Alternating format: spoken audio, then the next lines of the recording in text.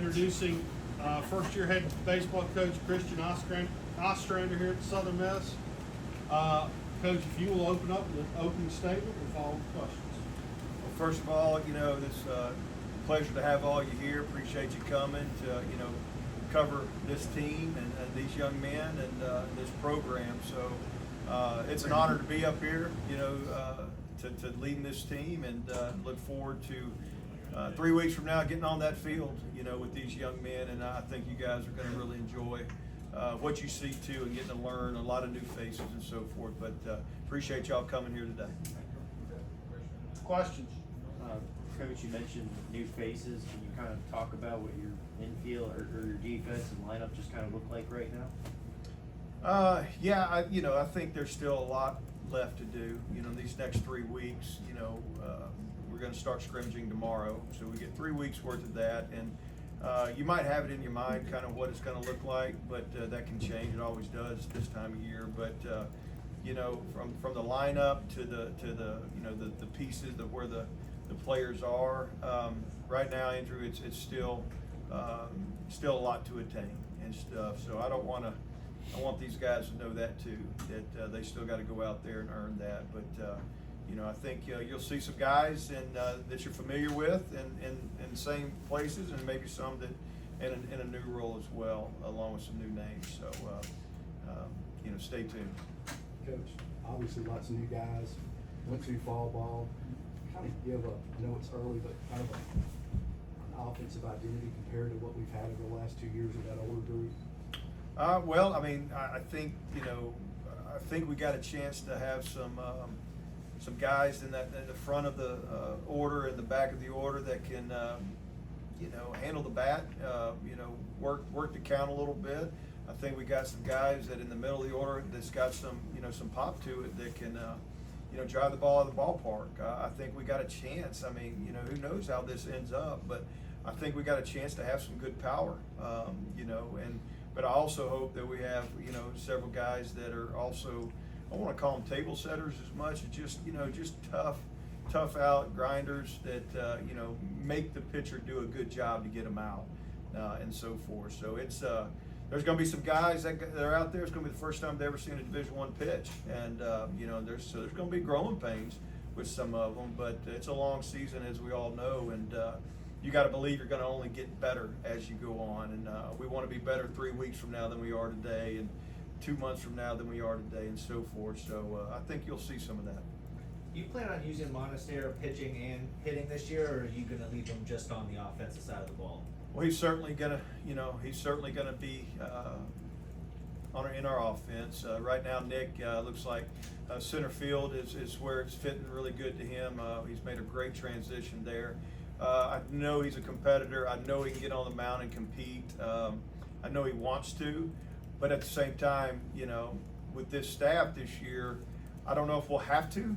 I think if some guys do what I believe they can, then we might not have to, we might let them, just to be an everyday offensive player, position player. But knowing that opportunity is there if we need it, and these next 3 weeks, he'll get on the mound, in these scrimmages to be there if needed. So, we got to let some things unfold with that and see where it goes. You've got these recent super regional appearances, but are still looking to break through into the World Series. So what do you just think is different about this year's team that could potentially be that breakthrough into the World Series? Man, we really don't think about that too much. Right now with the new team, and there's a lot of new faces. We have a lot of experience gone. Let's just be honest, and and experience is valuable. So I don't ever think about the end. I think about the next day, this day, and so forth. And with our guys, I don't want to put anything on them. They don't need to be the 2024 team and worry about them making their identity as a team and leaving their legacy, and not what's we respect and they talk about what's been done before. And don't get me wrong, and stuff. We want to continue this this tradition and so forth, but we're not going to pin them down on that. Just go play the best 9-inning baseball game you can that day, and see where it goes with that. But I think this group has got a chance to be a very solid ball club. I'm cautiously optimistic every year about anything that we do, and you learn a lot as you go. So I think this is going to be no different. Coach, not to look too far ahead, but you do host another team that made a super regional last year with Indiana State. I'm from Terre Haute, Indiana, so it's a question that I wanted to make sure I asked you. Just how cool of an opportunity will that be, and how good of an opportunity will that be for your team to test against another team that had success last year? Oh, absolutely. I mean, I think it's another great schedule.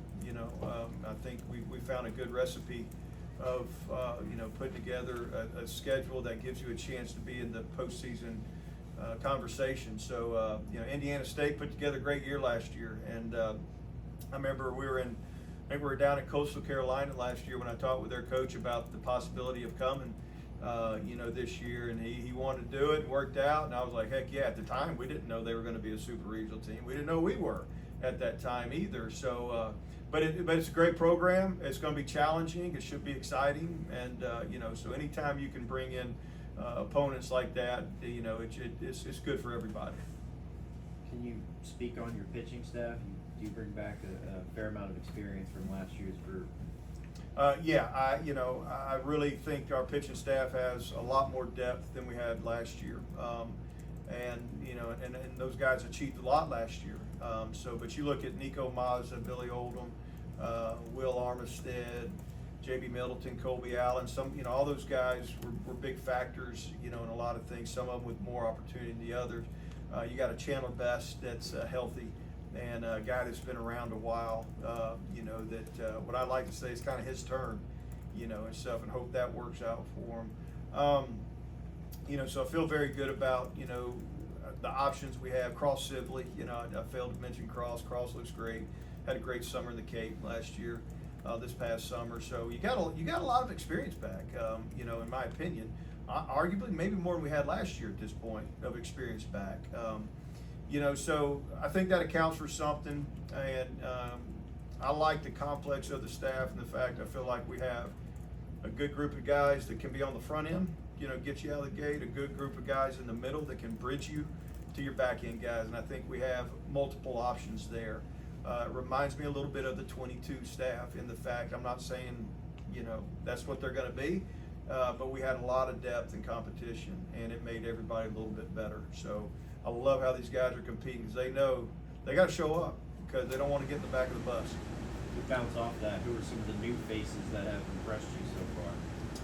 New faces that impressed me, the JUCO transfers we've gotten in here, there's been some guys, Landon Payne, is one that he's got a big old bushy beard. He looks like a lumberjack, and he gets on that mound and he comes at you, and he's got a good identity. Drew Drunkenmiller from Jones, he's looking really strong, man. Big physical kids throwing the ball well. To name a few, and there's plenty more. I love the freshman group I got in here. I got some arms, that are called puppies. They're freshmen, but man, they got some stuff. And to let them grow and continue to evolve and things of that nature. But I know I'm forgetting a bunch and stuff. But I think there's some names. One that was here last year is a red shirt, Jake Cook. I think y'all are going to be, like what you see out of him when he gets on that mound and stuff. So. There's some names that you might remember a little bit from last year that had a little opportunity that could be a lot bigger role this year. Coach, what kind of power do you see in this year's lineup? Say that one more time. What kind of power you see in this year's lineup? We got some. If they do what you think. I mean, between Wilks, Pato, Gillespie. Those guys they're going to hit the ball far, and stuff. We hope they hit a bunch of them. I think there's some others scattered in there that are going to be able to provide that. So we feel good about that. I think we have enough versatility there in the lineup to where you're not one-dimensional, just in one thing, and have to necessarily rely on just one thing. But I think the threat of a long ball is going to be there. Coach, talking about Carson Pato, elevated to a team captain this year. Just kind of speak on just his leadership capabilities and just what elevated him to that team captain spot. Carson, he's an unbelievable, young man. That's the been with him, I guess, his third year here, and we're going into his fourth. I guess it is 21, 2, 3, yeah, fourth year. He's humble. He's likable. He cares about his teammates. He makes good decisions, off the field. He's infectious. I don't know, there's something about him, the way he plays. He has fun. I think y'all can see that. And, he always smiling and stuff. So he walks the walk, and he doesn't just talk it. He what he says, he does, and he leads these guys. So they hit the, that was a great choice, obviously, for that. Well deserved for Carson. So, I'm excited for Carson. I think he's embraced the new role and maybe some expectations, and he's hungry, ready to go out there and do it and lead this team. We saw Coach Barry walking around. You played under Kinnison. Just talk about those coaches and how they've kind of helped you get through this offseason now with a couple weeks before the season. Oh man, well Coach Kinnison. You asked about Coach Kinnison. Wouldn't be here today without my time under him at Delta State many years ago. It kind of shaped me. Didn't know it at the time. I'm a young coach. It's 27 years ago, and but what I learned there is just I wouldn't be where I'm at today without that time and my starting there, and owe a lot to Delta State and Coach Kinnison, Coach Ferris, Coach Marchand, all that group. But Coach Barry, a dear friend, love him like a brother. We hunt together, we do a lot of things together, and he's around a lot, and I want him to be, and I'm glad, to know I have that opportunity to bounce things off of him. He's a mentor of mine, and and so forth, and him, feeling good about me being his successor means the world to me, and so forth. So, it's good to have him around, and and I paid attention to him, over the years, and he taught me a lot as a coach, as a human, but I'm very, very grateful for him and everything that he brings and continues to bring, and I want him around, and he is around, so it's good to have him here. I'm just to bounce off of that, just curious, you've had 7 months now. How have you kind of made this program your own past Scott Barry, where you kind of, have you gone different directions? Have you done things differently, or kind of more of the same? I'm being me, I'm being who I am, and, my identity as a coach or what I believe, same thing I've been trying to do out there the last 6 years, and coaching, whether it's just the pitchers and stuff. Now you're doing it with, with everybody, but, just being myself. There's not going to be another Coach Scott Barry, and I made this comment earlier to someone. I think there's only one me too, and that's fine, and that's not arrogance. That's not ego or anything. So you got to be genuine. You got to be who you are. I don't think this program doesn't need a lot different. Obviously some things will be just because whatever. But it's not necessarily intentional. Think, well, I got to change this just because it's new. We got a great culture, and the worst thing you can do is disrupt the culture. And so you got to be cautious and careful with that, and and I'm very aware of that and stuff. So yeah, I'm just going to go out there and have fun and be who I am and challenge these young men and try to make them the best versions of themselves. What's the status of Matthew Adams this season? Matty's still coming back. He's in that rehab process, I guess you would say. When it came up with Matt, and I don't want to speak for him, it's his decision in a lot of ways and stuff. But when we discussed, likelihood of getting something repaired in that shoulder, I kind of said, "What's your goals? Where do you want to be?" And he shared them, and I said, "Well, let's attack it and do this, but no, you have time. If it's not ready by this spring, you're comfortable with doing it another year, then you have that opportunity." So he's a very positive human being, and he's working his tail off, and we'll see where he goes, where this how this ends for this year. Coach, between Dustin and Danny, you have the spark plug and you have the leadership. Where do you find those qualities now? Where do we find those? Yeah, those qualities now. Well, I hope there's a bunch of them that supply that. We want leadership throughout. We want player-led teams. So and that can't be just captains or whatever. On the field, you do need guys that are going to direct, traffic and provide leadership just by the way they play, by the way they, challenge one another and stuff like that. I can't answer that. I don't know where it's going to come from, but I believe it will because we talk about it and we preach it and we encourage it a lot.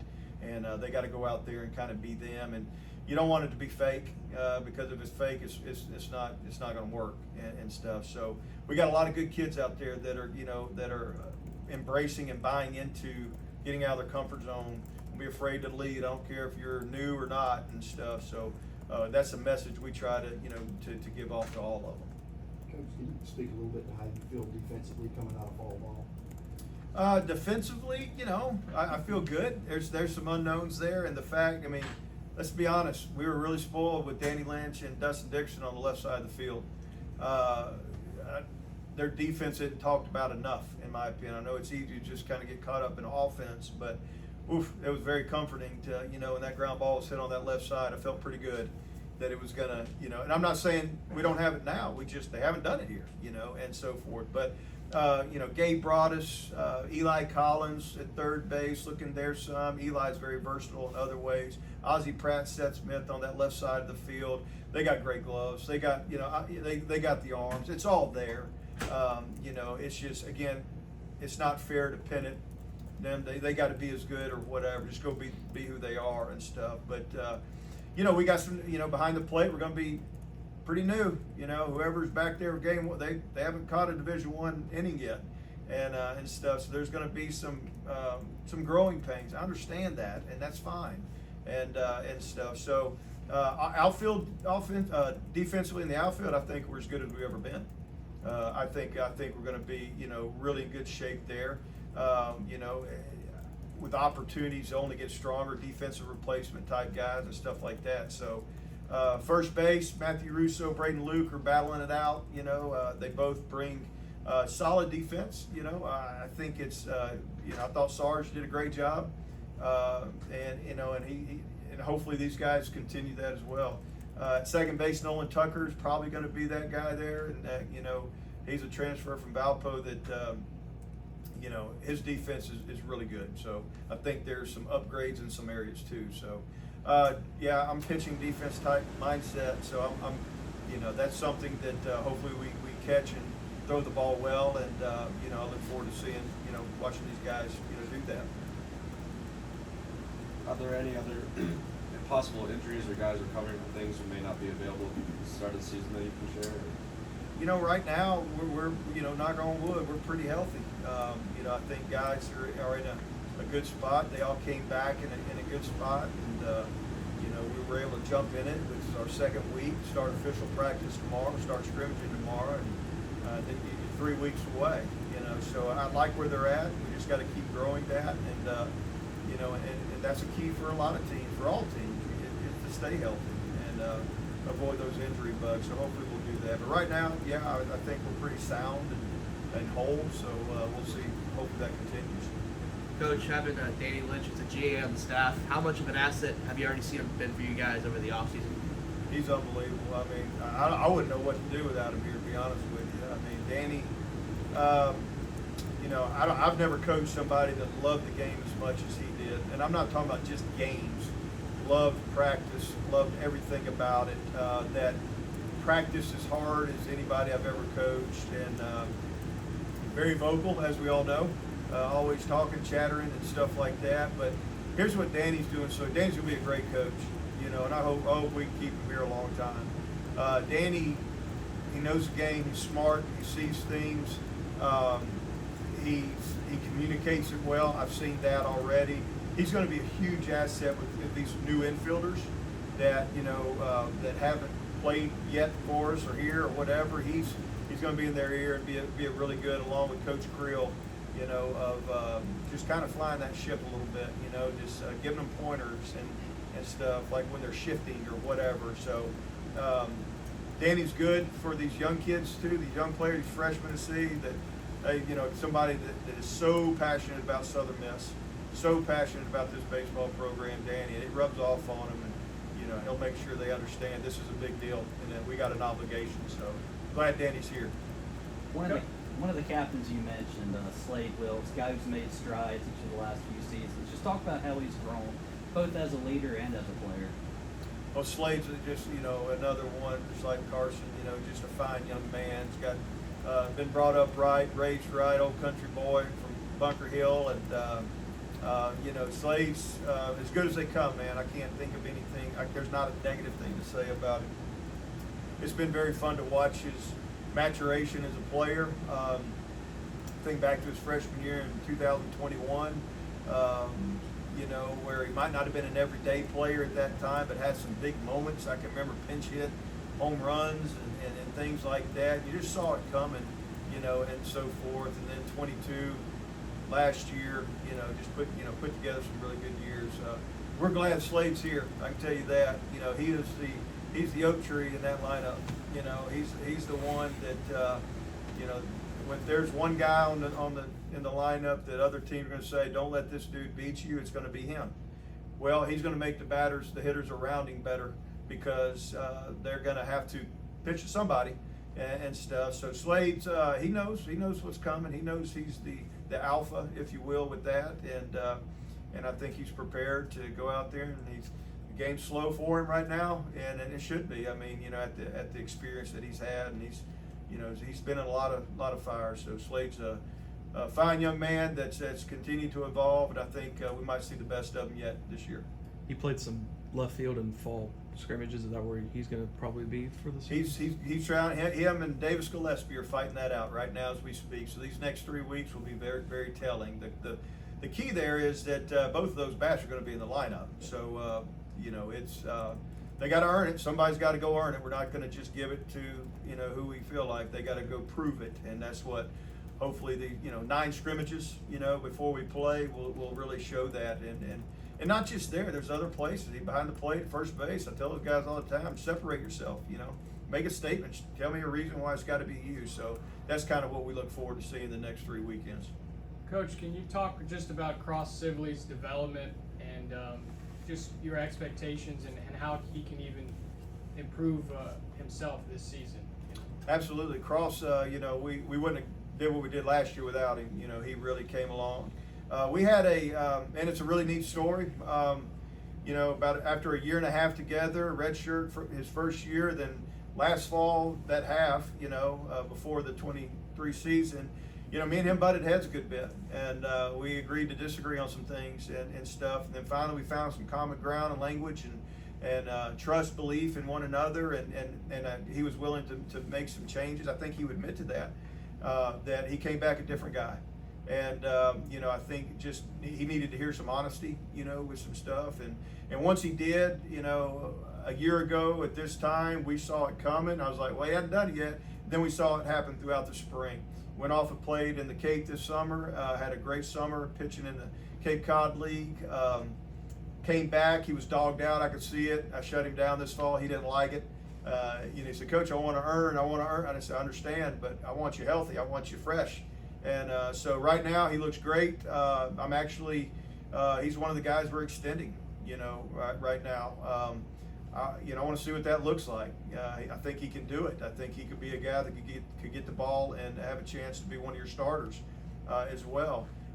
So I look forward to watch his growth with that, and you know, and him embracing whatever opportunity he gets. I don't see a scenario where he's not pitching a lot of innings for us. So, but he's going to get the opportunity to show me that he deserves to be one of those guys on the front end. So we'll see.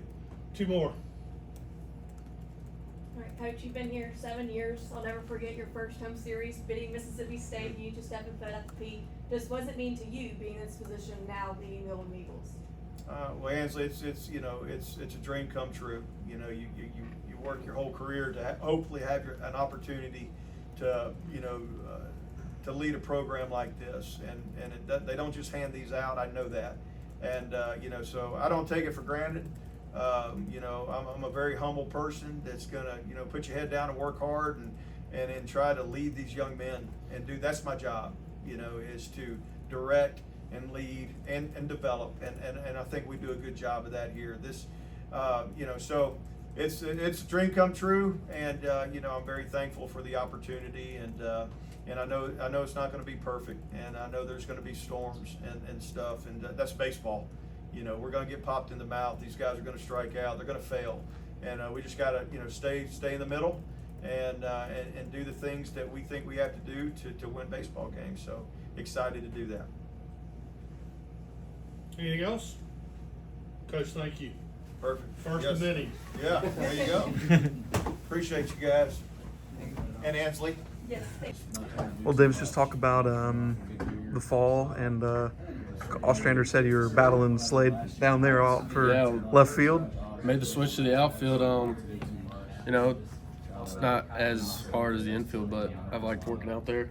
You know, we lost a big group last year, but it doesn't feel any different this year. We got a ton of new leaders and old leaders that are still back, and it's been great. How's it been just working with Coach Ostrander? You know, coming off of just an incredible coach and just the shift in the program. Yeah, I've really enjoyed it. He had presence last year, but this year he's head honcho, and it's been awesome. What's it been like, kind of getting to know some of the ways of Southern Miss baseball? You know, coming in as a transfer. Well, that's the main thing here is culture. We reap on that every day and learn every day and get after it. We talk about the captains, Wilks and Pato and Matt Adams. Sorry. Yeah. Well, I live with Carson, so Okay. we've become really close over the past 2 years. And then Slade just kind of taking me under his wing. He took me hunting. Oh, fun. Over the break. Got me a deer. And then Good. Matt's Was a that great doe? guy too. Yeah, doe. So, nice. Was that your first year? It was. First time I'd been hunting. Did you put the blood on your face?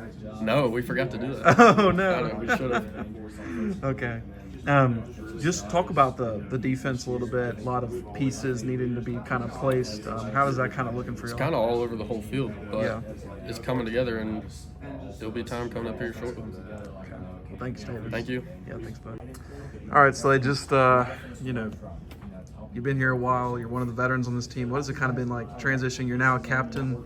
What does that mean to you? What's an honor of that? Oh, it's definitely something that means the world to me. You know, my whole career we've had just great captains. I mean, I still look up to every one of them, and you know, they've shown us what it looks like and those big moments, and just what it looks like to lead by example. And you know, I can genuinely say I've learned something from all of them, and it's just something that means a lot to me.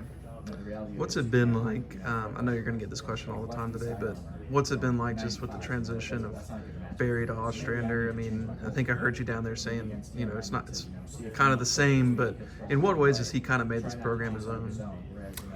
You know, like I said, it's a lot of the same, but you know, there may be some differences. I mean, if anybody knows, Coach Oz just kind of, he has a little more fire to him. He's more of a fiery personality, and Coach Barry wasn't. He's more of a laid back, and you know, I think I guess you'd say that's the biggest difference. But man, it's a lot of the same. Just talking to Davis a little bit, and he said you took him out to get him his first deer, I sure and just talk about y'all's relationship. Ostrander said y'all battling out left field, but just kind of taking him under. Oh yeah, man. Me and Davis have got super close. We're out there every day, and obviously we have a good competition going on. Two guys battling for a spot, and competition brings out the best in people. It's something you don't run from. It's something that should excite you, and we're close friends now because of it.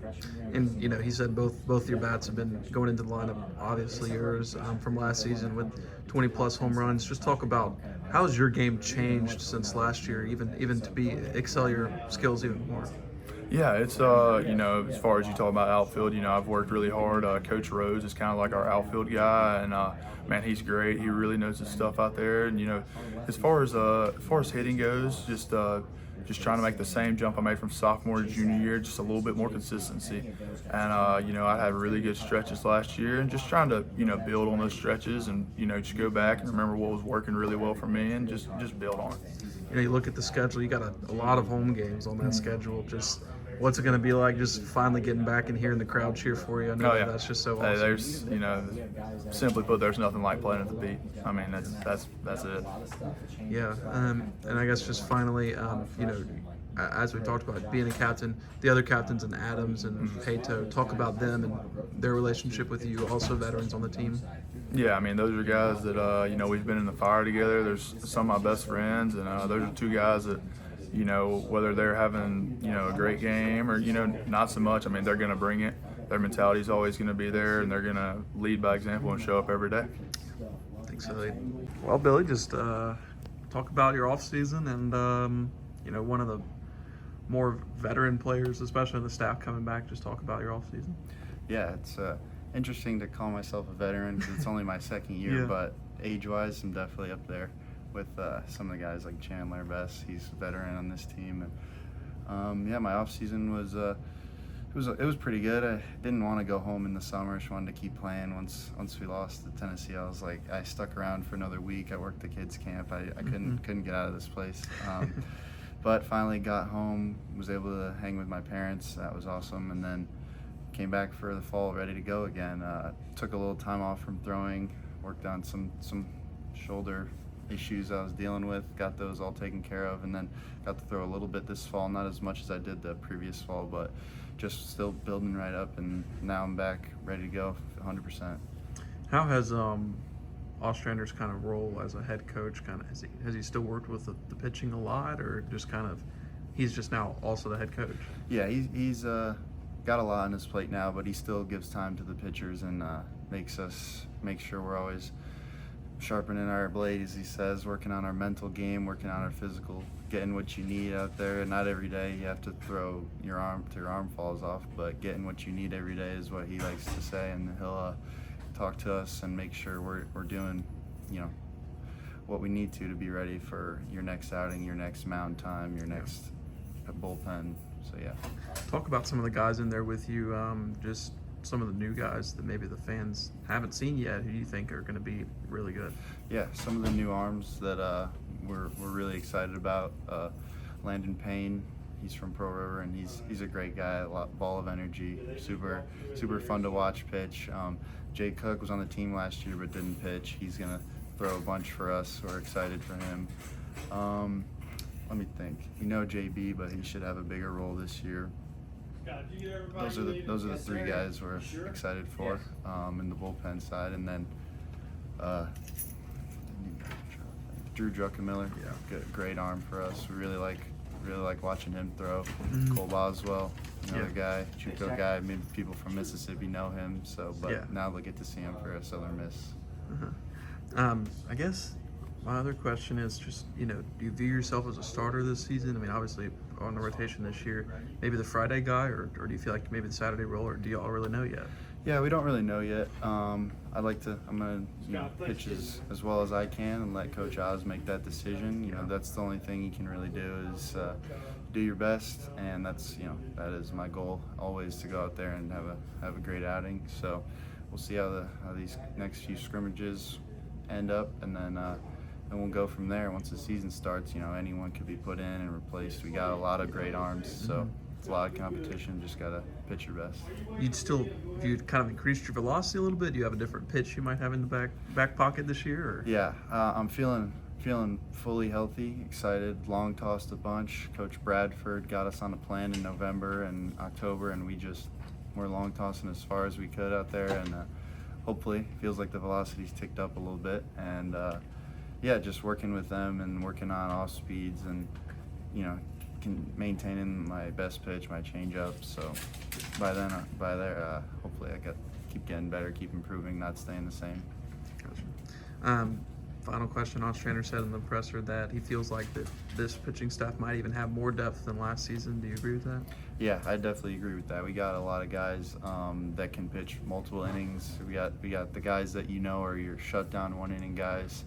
And then we got guys that could pitch 3-4 innings out the bullpen, kind of like Cross did last year. We have a few of those, and then hopefully with the starting rotation, then that'll also be some guys that can get you deep into games. So, yeah, I agree. I think it is a really deep staff, and last year, it's going to be really hard to replace a Tanner Hall, but we're going to find a way to make up the innings he covered with the new guys and some of the guys we still have, and then I do think this staff can definitely rival last year. Thank you.